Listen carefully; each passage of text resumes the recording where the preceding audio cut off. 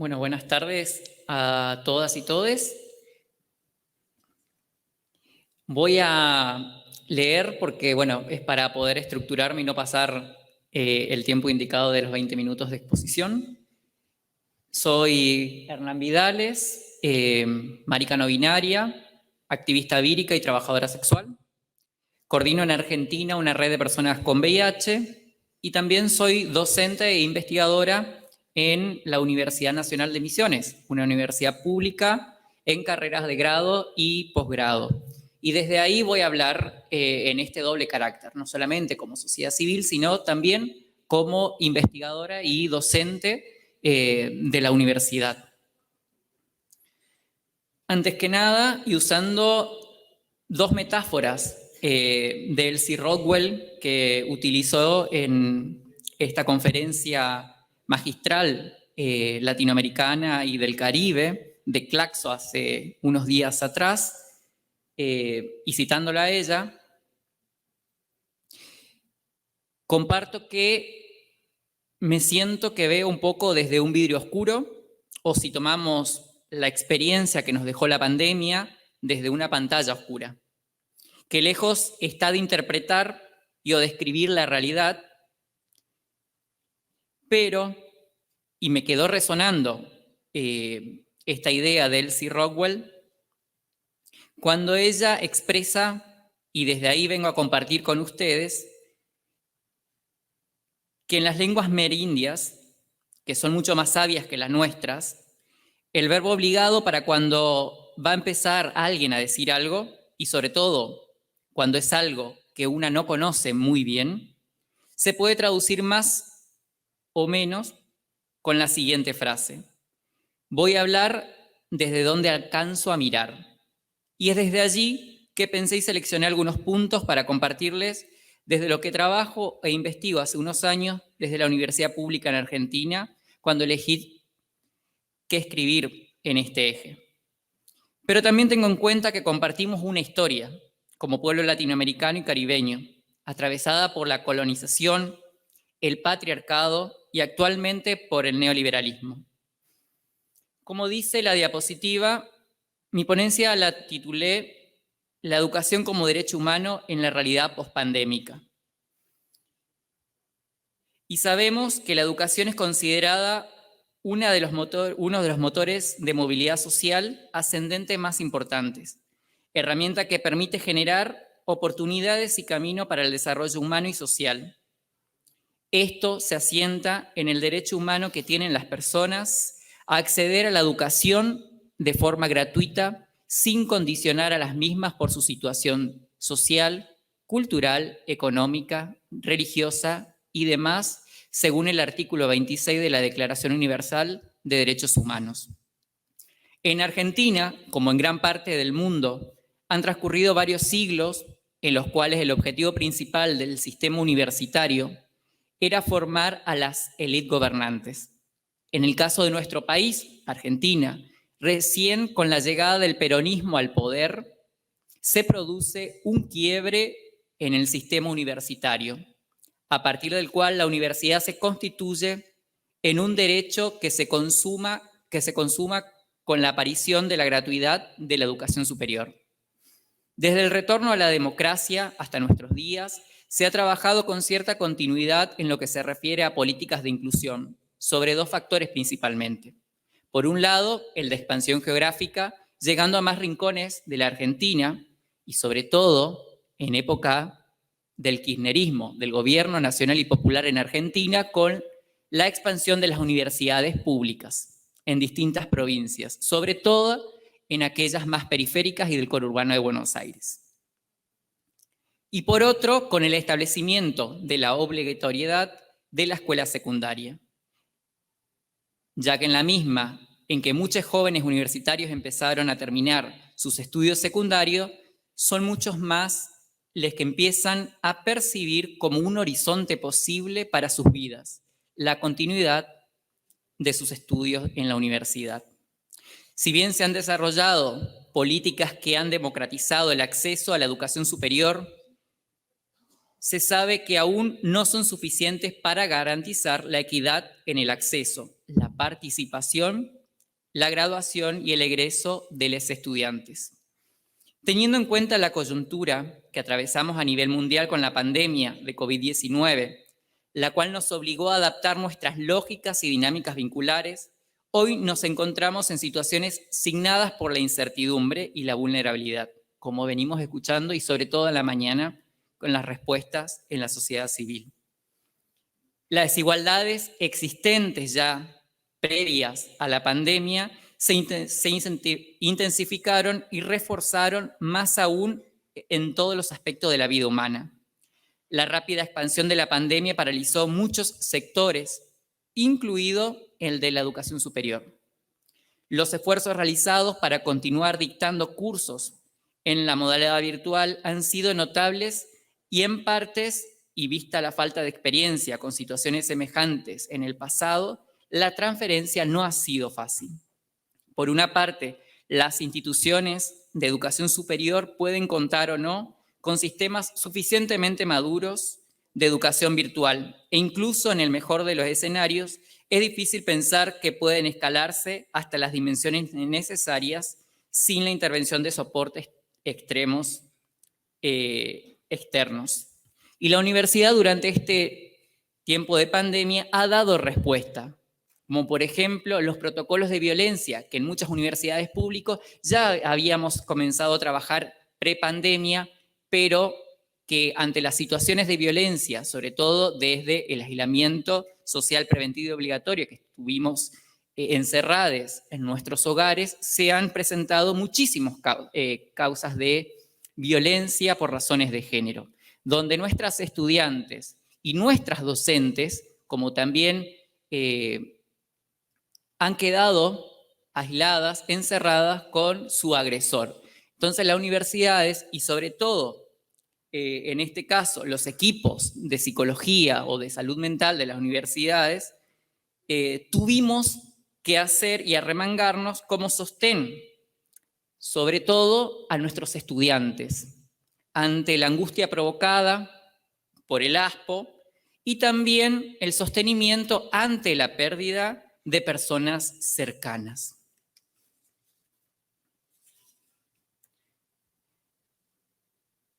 Además, estamos en tiempos de tensión y de tremenda tensión, dirían algunas autoras,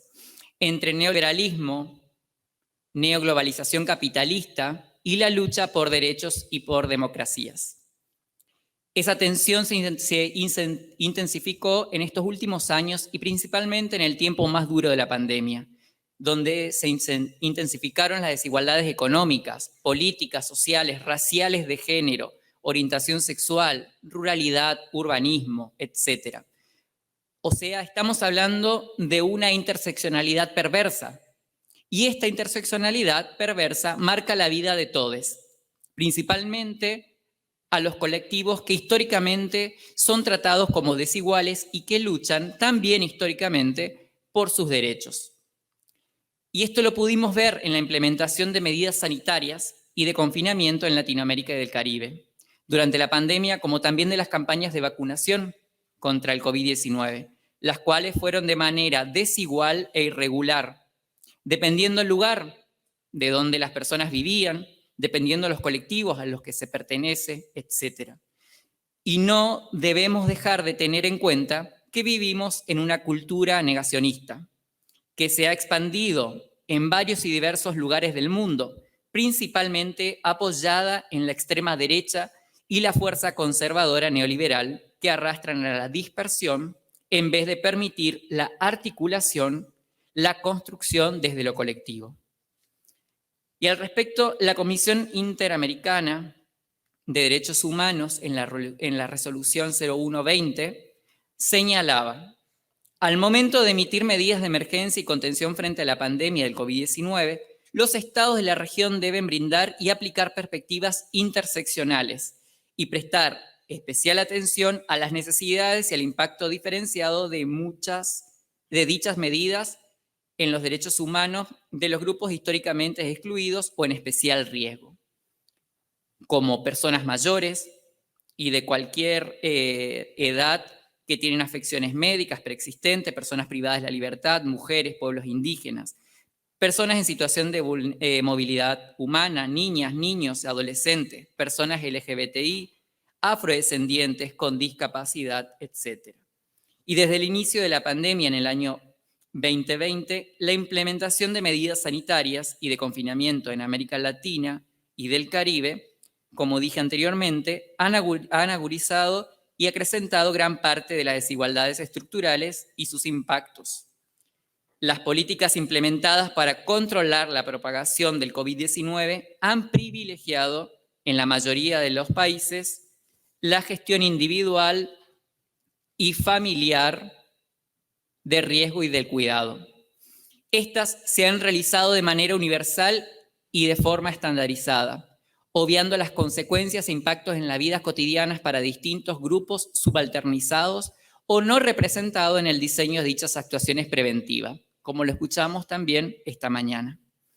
Las desigualdades existentes en distintos ámbitos, como el económico, las relaciones de género y sexualidades, las injusticias que cruzan pueblos indígenas, la estigmatización de la población migrante y de usuarios de drogas, entre otros, fueron agudizando los efectos negativos de las medidas desarrolladas por los gobiernos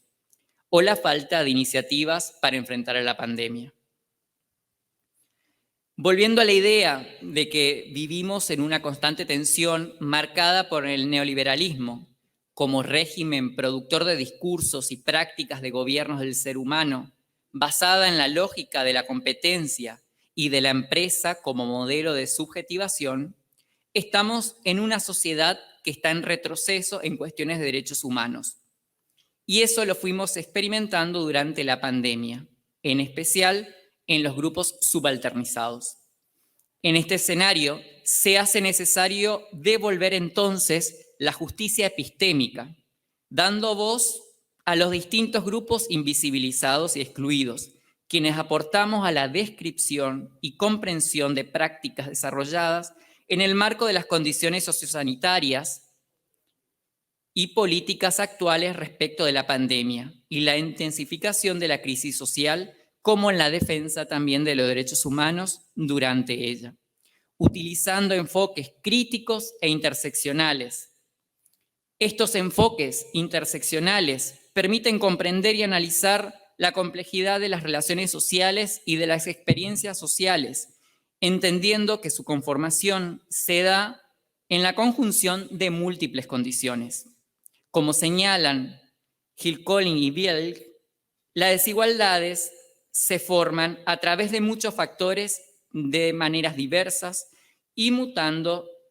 y mutuamente influenciadas. De esta manera, la perspectiva interseccional nos permite visibilizar la articulación de múltiples categorías de desigualdad, jerarquía y diferencias sociales. También, ante la pandemia de la COVID-19, en muchas ocasiones hemos escuchado cómo el VIH fue usado en la discursividad disparada por la gestión del COVID-19, de manera comparativa. Mario Peceni, un investigador argentino, propuso como estrategia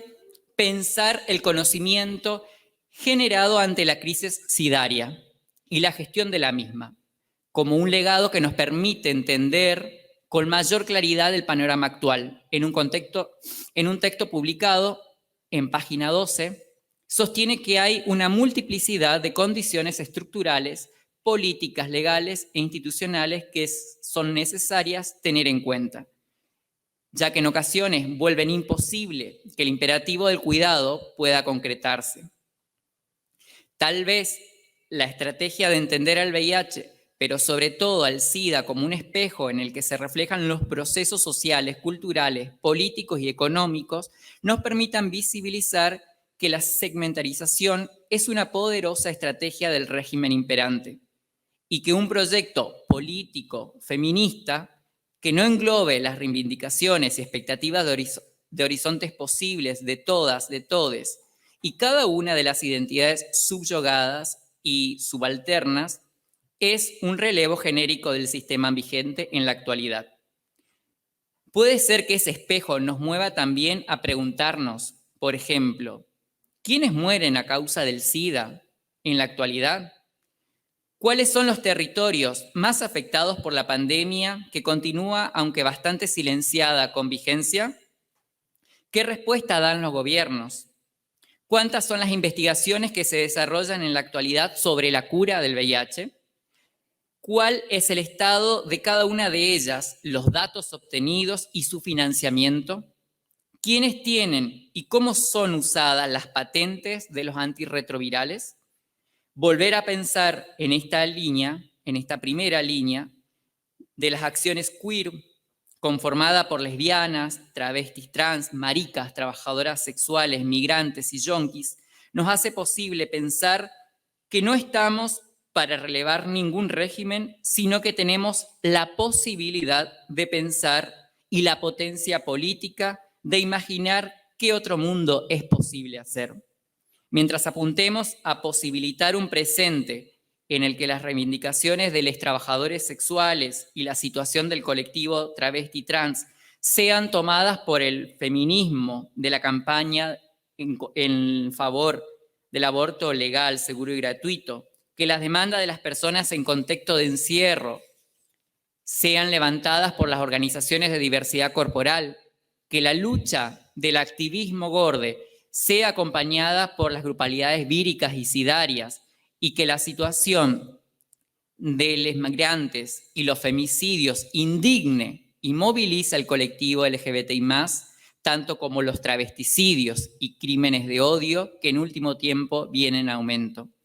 Tal vez así, estas reservas de sentido que materializan los registros genealógicos de nuestras existencias se entiendan como redes que permitan accionar de manera colectiva y no segmentada. Entonces, se me disparan algunos interrogantes.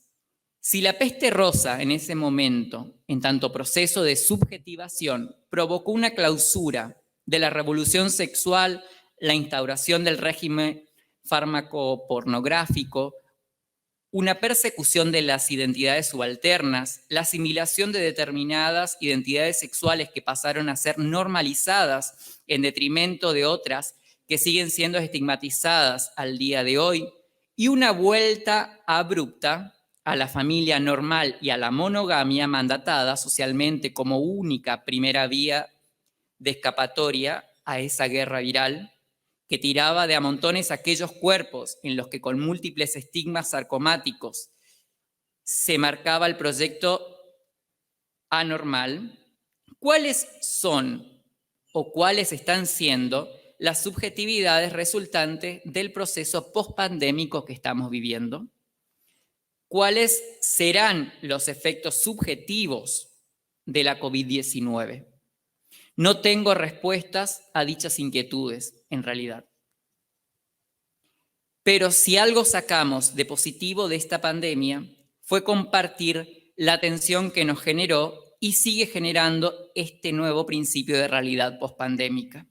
y construir nuevos lazos sociales, modos de organización y construcción colectiva en la defensa de los derechos humanos, desde las interseccionalidades que encarnamos para un agenciamiento y gubernamentalidad centrada en una situación vírica a escala global. Desde las experiencias del activismo de las poblaciones claves y personas afectadas, hemos tomado y construido a lo largo de la historia en la respuesta al VIH y ahora también en la pandemia del COVID-19, tenemos las herramientas para intervenir la realidad, la actualidad, no solo desde la sociedad civil, sino también desde las universidades,